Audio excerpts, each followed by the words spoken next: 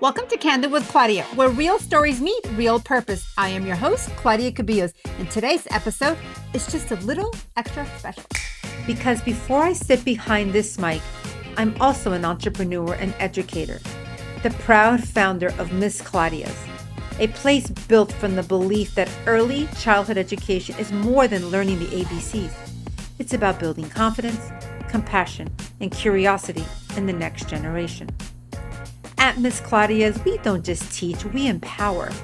We open doors for young girls to dream boldly, to lead fearlessly, and to see that possibility lives inside them. So today, as the Gen Alpha generation takes the mic to interview me, it's more than a conversation. It's a full circle moment. From shaping young minds in the classroom to giving them a voice here on this podcast. This is what turning possibility into reality looks like, one young leader at a time.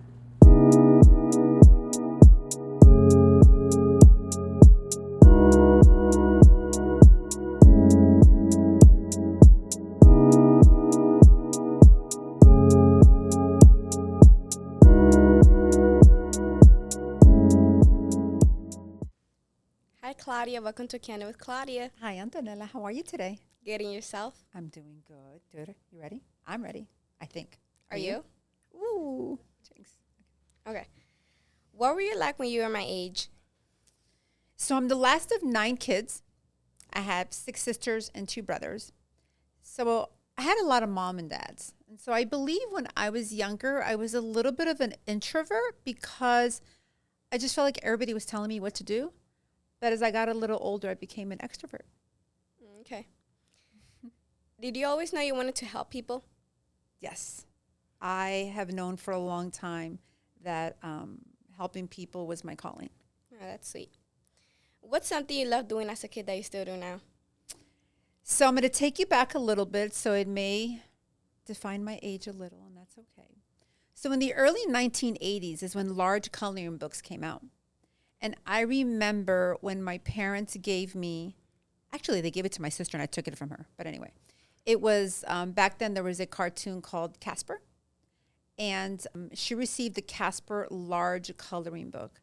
And I was obsessed with it because it was like life size. It was like as tall as I was. Now, granted, I was pretty short. But anyway, so, and actually I see large coloring books out now. It's kind of like it's coming back.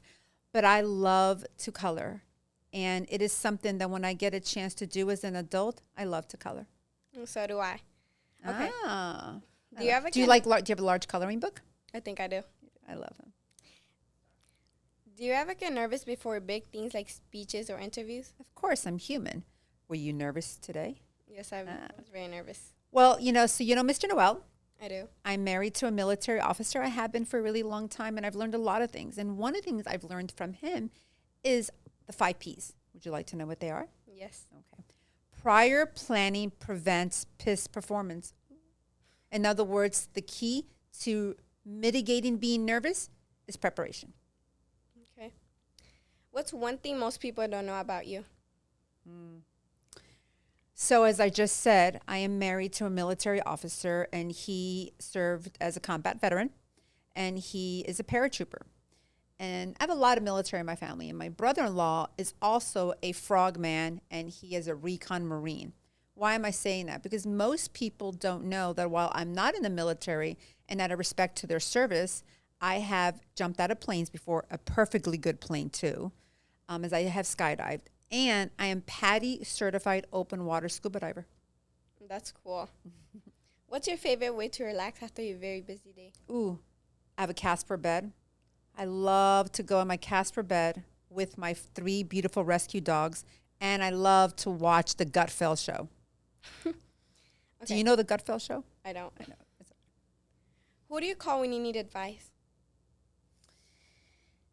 So, my whole life I have called my sister Dee Dee. From the first time I ever needed advice. I mean, I can't even remember how old I was. But now I not only call Dee Dee, I call my husband. No. So now I have one or the other, depending what advice I need. Okay. Let's talk about being a mayor. Ooh. What does a mayor actually do? So let's go back to the meaning of the word mayor. It comes from the Latin word major, right?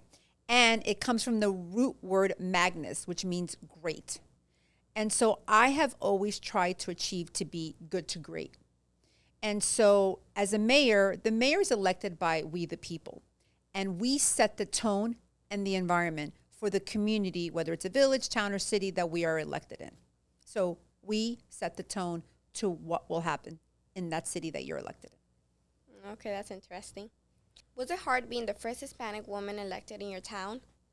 Actually, it wasn't. When I ran for mayor, I had no idea that I was going to be the first Hispanic female, male. I had no idea. For me, it was about serving the people and being elected by we the people. And also, in my opinion, it's the greatest American way and dream that as Americans that you are voted or get hired based on your merit and earning it, not on your race, color, origin. It's the American dream, in the American way. How did you know you were ready to lead people? I believe everyone has a purpose. I also believe everybody has an internal compass.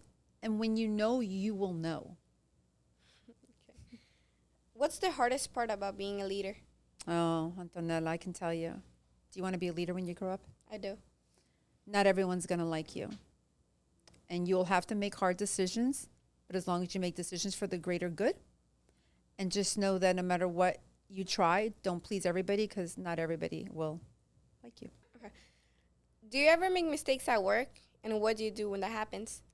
Well, if I allegedly make a mistake, I call my counsel. Do you know what a counsel is? No. My attorney. And he will tell me to not answer the question. So next question. What's one decision you made that you're really proud of? When I ran for mayor. Because when I ran for mayor, I did it because I knew it was my time. And at the time, I ran against what's called the establishment. I ran against an incumbent mayor. Do you know what an incumbent mayor is? No. So when I ran for mayor, the person I ran against was the current mayor. And she decided to run again. She was also the president of one of the largest organizations for the Democratic Women's Club at the time. And Anthonella, when I won, I learned something. I learned that you didn't have to have a last name in Miami-Dade County. You didn't have to come from money. You just had to have the will and the drive and be prepared and do the work to be elected. And when I won, I learned those lessons, and I was extremely proud to have won based on merit and ability. Okay. If I wanted to be a leader someday, what should I start doing now? Exactly what you're doing today, giving it your best shot. And reading, which I think you love to read. I do. And what do you want to be when you grow up? A lawyer. Okay. So you should read about other people that are doing exactly what you want to do so you can learn a little bit, even though you're going to learn from your own experiences. But learn what other lawyers or what other people are doing that you want to do. And that's how you will become an even better leader. So continue reading, and you learn from everybody. Doesn't matter if they're younger than you, and especially if they are older than you. You can learn from everybody. And you don't let anybody tell you you cannot do it. Okay, let's talk a little bit about Candid with Claudia. Okay. Why do you want to start a podcast? So I think I've talked a lot about being in a position of helping others. And this podcast was designed because guess what? When I was your age, which by the way, wasn't that long ago. When I was your age, Anthonella, there was no social media. There was no internet. There was only 4 channels on the TV. Picture that, 4 channels on your TV.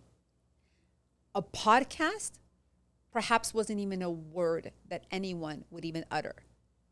So to be able to be on a platform, create this platform so that it gives the opportunity for somebody to come here, share their voice, share their experience.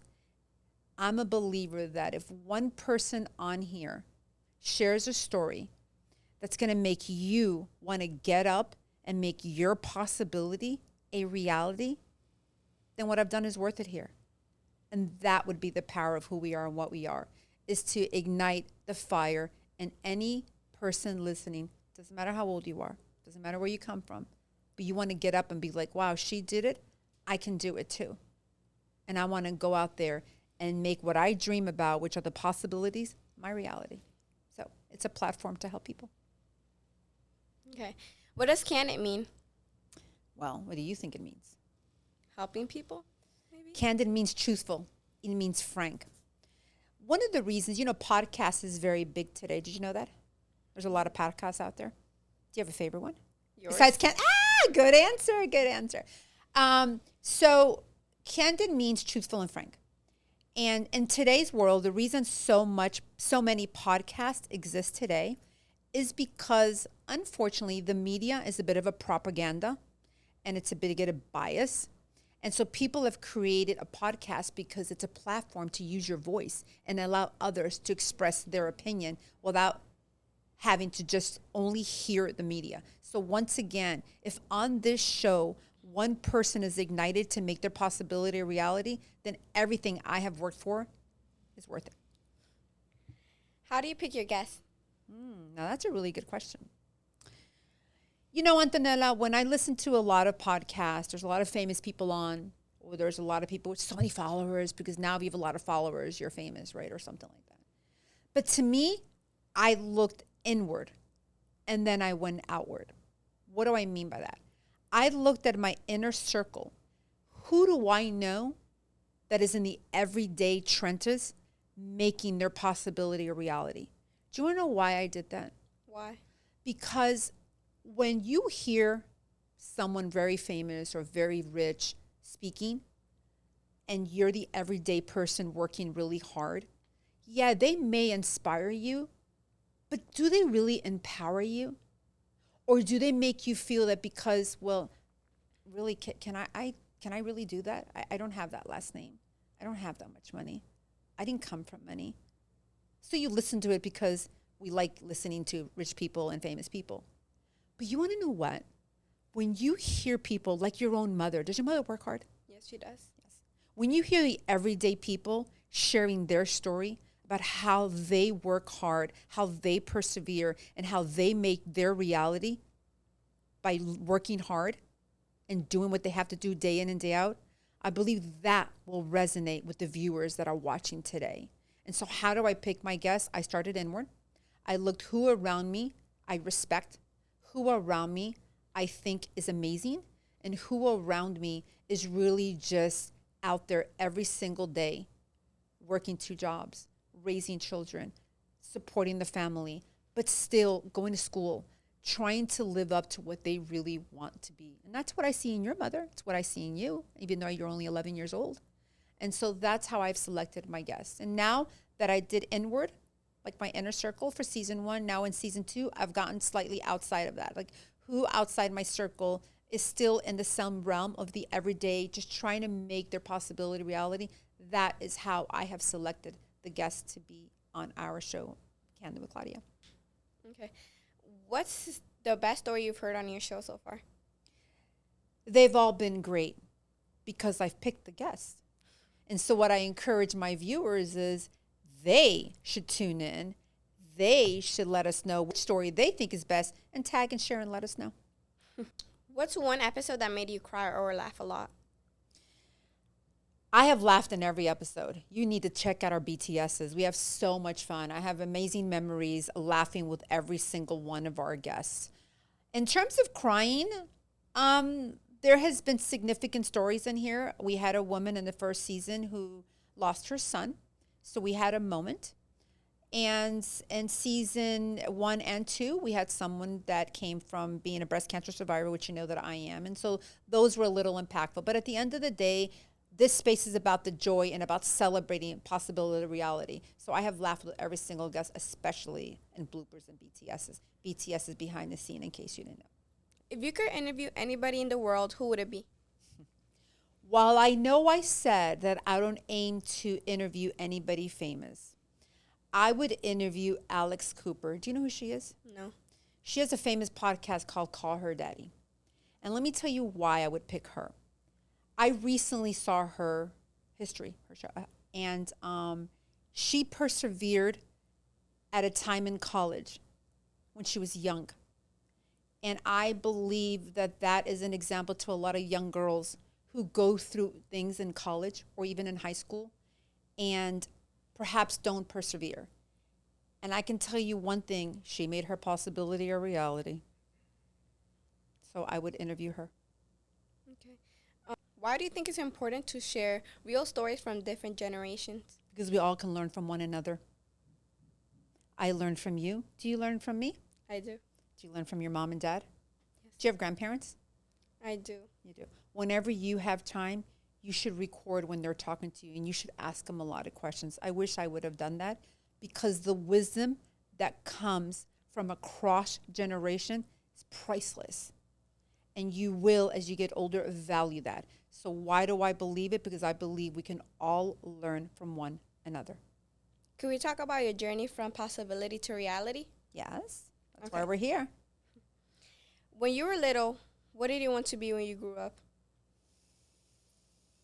I always knew that I wanted to help people. And it's essentially what every position I have put myself in was to help people. That's cute. Did your dreams change as you got older? They evolved. What does that mean?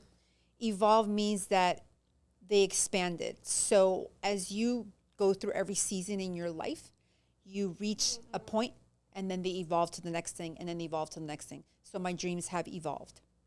You want more now? I do. Okay. What does possibility mean to you now? Exactly this. So I want to help others achieve their possibility reality. And it is my hope that if someone here ignites a fire in someone listening, then what we've done here is powerful. Because I do believe that everyone has a dream. But do I believe everyone fulfills them? No. And in today's era, there's somewhat no excuses because there's so many resources out there that you can really make your possibility a reality. What's one dream you're still chasing? Well, there's a thing called the day off. I'm still chasing that one because it's sort of an elusive idea of having a day off. But when I take that day off, I'll let you know. Okay. Do you think my generation, a Gen Alpha, can change the world? I don't think it, I know it. You all have the resources in your hand that can do almost anything. There's no better time to be alive than now. You have at your hand, when you hold a phone or your iPad, a global reach. If you all don't maximize that, then that would be a disservice to why these even resources exist. You know, when I was growing up, I used to watch a cartoon called The Jetsons, and I loved a movie called The Terminator. Those things are really happening right now. And it is important that we use the advent of AI for the greater good.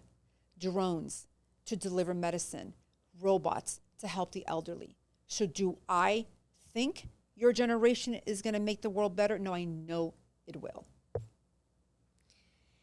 Do you think it's going to make it better? If you could give one piece of advice to kids my age, what would it be? Do exactly what you're doing. Take risks. Take risks where your parents approve. Listen to your parents. I know it sounds like it's so everyday, but it's true. And you gotta really never let anybody tell you you cannot do it.